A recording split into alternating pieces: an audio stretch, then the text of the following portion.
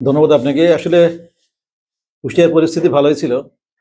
কিন্তু কয়েকদিন আগে শহীদ ওসমান হাদির আ মৃত্যুবরণের পরে এখানে ২-৩ টা ঘটনা ঘটেছে। তো আমার মনে হয় এই ঘটনা ঘটার পরে আমাদের কুষ্টিয়ার এসপি সাহেব একটা রাজনৈতিক নেতৃবৃন্দের সাথে একটা মিটিং করেছেন। সেই মিটিং করার পরে এখন পরিস্থিতি মোটামুটি শান্ত স্বাভাবিক। এটা বিষয়টা আসলে ওইভাবে আমরা দেখছি না। চাঁদাবাজির বিষয়টা না। আসলে নির্বাচনটাকে একটু প্রশ্নবিদ্ধ করার জন্য একটা গোষ্ঠী বেশ কিছুদিন যাবৎ কিছু অপতৎপরতা চালাচ্ছে। তো এটা আসলে ৫ই আগস্টের পর থেকে যারা পালিয়ে গেছে যেই আ স্বৈরাচারের দোসর যারা বা যারা স্বৈরাচারী আচরণ করেছে এতদিন, তারাই নির্বাচনটাকে প্রশ্নবিদ্ধ করতে চায় এবং তারাই কিন্তু ৫ই আগস্টের পর থেকে বেশ কিছুদিন ঘাপটি মেরেছিল। এখন নির্বাচনকে কেন্দ্র করে তারা তাদের তৎপরতা বাড়িয়েছে। তো এইটা মনে হয় খুব বেশি দিন থাকতে পারবে না এইভাবে।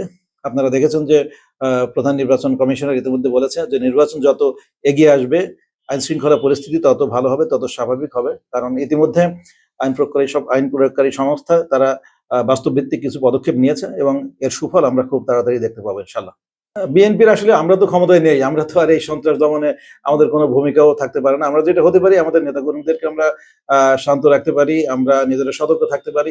এছাড়া তো আমাদের হাতে তো আর কোনো পুলিশ বা র‍্যাব বা আর্মি নেই বা আমরা তো এখন ক্ষমতায় নেই। আমাদের তো তেমন কার্যকর ব্যবস্থা গ্রহণ করার কোনো সুযোগ নেই। আমরা হ্যাঁ, অবশ্যই নিরাপত্তা ঝুঁকি আছে। কারণ আমরা দেখেছি ওসমান হাদিকে গুলি করা হয়েছে। তারপরে খুলনায় আপনার এনসিপি নেতাকে গুলি করা হয়েছে। এই ব্যাপারে আমরা সতর্ক আছি, আমাদের নেতাকর্মীরা সতর্ক আছে। আমরা সতর্কভাবে চলাচল করার চেষ্টা করছি। অবশ্যই শঙ্কা আশঙ্কা তো আছেই। এটা তো আমরা তো আর বাংলাদেশের বাইরে না। যেহেতু বিভিন্ন জায়গায় ঘটনা ঘটছে, আমরাও কিছুটা শঙ্কা আশঙ্কার মধ্যে আছি। তো যেটা বললাম আমরা সতর্ক আছি, সতর্কভাবে চলাফেরা করছি। বাদবাকি আল্লাহ ভরসা।